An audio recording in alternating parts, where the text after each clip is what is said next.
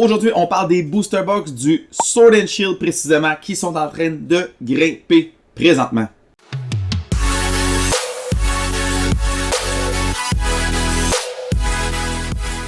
Salut tout le monde, c'est Max, la carte moderne. Aujourd'hui, on parle du Sword and Shield. Juste le Sword and Shield. Scarlet and Violet, Sun and Moon, ça prend pas de la valeur, mais les booster box du Sword and Shield sont en feu présentement. Donc, si vous ne saviez pas, il y a des boîtes qui ont monté de 40% environ, puis il y en a qui augmentent de 1%. Je pense qu'on sait tous c'est laquelle. Rebel Clash, bien sûr, le pire set de l'histoire. Mais, tout ça pour dire qu'il y a plusieurs points qui peuvent expliquer ça. Et premièrement, je vais juste vous dire merci avant toute chose, petite parenthèse. Merci à tous ceux qui sont venus à la Classic Remake Card Trader 2025. J'étais vendeur pour la première fois. Ce fut un succès. J'ai tellement eu de fun. C'était tellement non-stop. Il y a tellement eu de monde. C'était incroyable. Pour vrai, j'ai pogné la piqûre et il va en avoir d'autres, c'est sûr et certain. Fait que juste une petite parenthèse. Merci à tous ceux qui sont venus. Donc, cela dit, pourquoi que les booster box prennent la valeur présentement? Il y a plusieurs points qui expliquent ça. Premièrement, c'est que le marché boursier va très bien présentement. Donc, une petite correction du marché. Je pense qu'on va avoir une augmentation de 7% dans les 3 derniers mois. Donc, ça va quand même bien. Tranquillement, pas vite, on remonte la pente. Et puis, quand les gens ont un peu d'argent de lousse ou se sentent un peu moins inquiets, dépensent pour des trucs qui sont un peu moins, disons, essentiels. Pour moi, le Pokémon, c'est essentiel, mais regarde, ça a l'air que je peux pas me nourrir de 4 Pokémon. Ouais. Top pour les dents. Fait que quand le marché boursier va bien, le marché Pokémon va bien, il y a toujours une corrélation entre les deux. Deuxièmement, Sword and Shield, c'était l'époque où la popularité de Pokémon est de plus en plus grandissante. Donc, ça a vraiment eu un gros boom par rapport au Sword and Shield. Donc, je peux comprendre des super belles illustrations rare, des sets très bien réussis. On parlera pas de la première moitié, en tout cas. Mais ça fait en sorte que beaucoup de monde sont rentrés dans le hobby. Puis pour vrai, quand il y a plus de monde, il y a plus de demandes, tout simplement.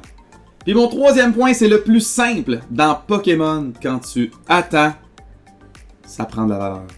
Tout simplement. Les produits sont de moins en moins disponibles. Fait que les gens recherchent encore ces produits-là. Et puis, c'est plus difficile, donc ils sont prêts à payer plus cher. Donc c'est tout le temps ça. Plus t'attends, plus ça prend de la valeur.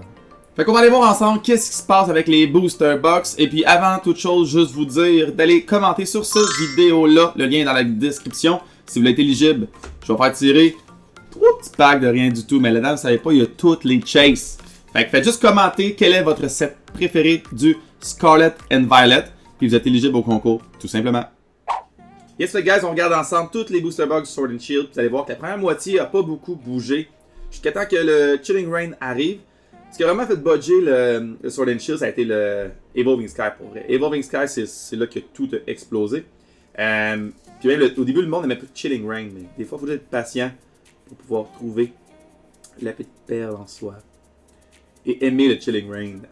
Fait qu'on commence par le début par contre. Sword and Shield à booster box. Donc, vous voyez ici, petite augmentation de 5%. Vous allez voir, première moitié, c'est pas dramatique. Tout ça, ça va être dans le dernier mois. Les prix sont en US. Donc, la box de Sword and Shield, le base set, qui n'a pas de grosse carte dedans, est rendu à 555$ canadiens. Et oui, j'ai fait la conversion pour vous, je suis gentil de même. Donc, 55$ canadiens pour la merveilleuse booster box Sword and Shield. On y va avec le pire set. Le pire set de tous les temps. La Rebel. Il y a quand même une belle Boss's Order là-dedans, là, mais pire set, le Rebel Clash, que pas grand monde qui a aimé. C'est la seule grosse exception, vraiment, là. 1 point. C'est même pas une augmentation pour vrai, elle est juste normale. Donc, ça reste une box qui vaut 390$ pour une box de merde. Donc, félicitations. Ensuite, le Darkness Ablaze. Donc, Darkness Ablaze, une augmentation de environ 4% dans le dernier mois. Donc, pas de grosse augmentation encore, mais ça reste une box à 300$ canadiens. On y va tout de suite avec le Vivid Voltage. Beaucoup d'up and down pour celle-là, mais dans le dernier mois, juste un petit 1%. Ça aussi, c'est pas un gros set. C'était pas la Chunkachu. T'as pas de bonne carte là-dedans. Fait que c'est ça. Vivid Voltage, quand même 280$ canadiens. Ensuite, on a la Battle Style. Donc, la Battle Style, quand même ça commence à être des belles cartes, je trouve, personnellement, dedans. On a la Tyranitar qui est insane, en fait. La Tyranitar qui devrait être encore plus chère que ça. Mais tant que la booster box n'est pas chère, la Terminator ne bougera pas plus que ça. Mais petite augmentation quand même de 7%, ça devient une box à 275$ canadiens.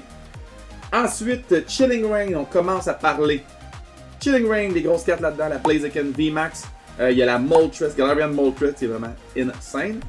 Donc on a la Chilling Reign qui est augmentée de 20% elle dans le dernier mois. Donc 20% c'est pas rien. Elle passe à 540$ canadiens. Excusez-moi. Donc quand même une grosse box. Moitié de 1000. On commence à parler. Parlant de parler et de grosse box, la Evolving Sky. Mesdames et messieurs, il y a eu des up and down avec la Evolving Sky. Elle a été vraiment très neutre pendant un très très bon bout. C'est une box qui s'est vendue maintenant à 1590$ US, ce qui donne 2225$ canadiens. Donc on a dépassé le 2000$ pour la box de Evolving Sky. Pour vrai, cette box-là est incroyable, ça reste un bel investissement. Si on regarde des box comme Team Up, pour vrai, je pense que ça va être une des grosses boîtes qui va toujours monter à partir d'aujourd'hui. Donc, grosse boîte, la Evolving Sky. Puis ça se peut qu'elle redescende un tout petit peu pour corriger un petit peu, whatever, mais ça va tout être une grosse boîte qu'on devrait acheter. Tout le monde va avoir une petite Evolving Sky chez lui. C'est juste le fun à regarder. Ensuite, la plus grosse augmentation, c'est la Fusion Striker! La Fusion Strike qui passe de une augmentation de 42%, c'est incroyable. Elle vendait 650$ canadiens constamment, très très neutre pendant un bon petit bout. Elle est rendue à 679$ mais en US. Donc ça devient une box qui approche le 1000, est à 950$ présentement pour la Fusion Strike. C'était clair que ça va être une box à 1000$. La Fusion Strike, pour vrai, très belle boîte, la grosse Shade Scar de la Gengar. Puis, quand même assez rare présentement, la Fusion. Donc, c'est un bel investissement encore à ce jour à se procurer. Elle aussi, elle va topper, elle va dépasser les 2000 un jour, c'est sûr et certain. Chaque chose en son temps, par contre. Ensuite, on a la Brilliant Star. Elle aussi, grosse augmentation, 41% pour la box qui met en vedette la Shawazor.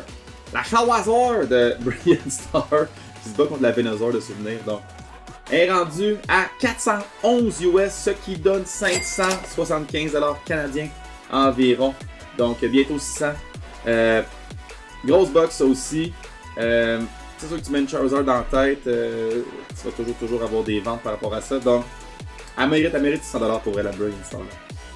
Ensuite, une box un peu moins aimée, mais augmentation quand même 20% pour la Astral Radiance. Il y a quand même des belles cartes là-dedans, dont la Machamp V, que j'adore. Elle est rendue à 329$ US, donc ça donne 460$ canadiens. Ensuite, on a la Lost Origin, qui était un des meilleurs sets pour elle du Sword and Shield. C'est juste qu'elle a été reprint vraiment beaucoup. Ça reste quand même une très grosse box. 27% d'augmentation, donc 487$ US. Ce qui tombe à 680$ canadiens, donc c'est la troisième plus chère du Sword and Shield. Donc super belle boîte, la grosse Giratina est vraiment insane. L'Aerodactyl aussi est vraiment belle, donc ça reste un très gros set. Et finalement, on a la merveilleuse Silver Tempest, une petite augmentation de 17%. Donc une box qui se vend à 320$ canadiens, US excusez, maintenant. Et qui donne 450$ canadiens pour la Silver Tempest, qui a la meilleure Lugia de tous les temps. Donc, et voilà pour le Sword and Shield. Merci beaucoup tout le monde d'avoir écouté jusqu'à la fin. Je vous rappelle dans tout ça de vous abonner à mon Facebook, Instagram et mon TikTok. Je mets du contenu pratiquement chaque jour. Je vous rappelle aussi à vous abonner à mon YouTube channel si ce n'est pas déjà fait. Je parle du Pokémon, je pense que c'est clair. Et puis, je vous rappelle que c'est vous qui collectionnez ce que vous voulez et on se dit à la prochaine fois. Ciao la gang!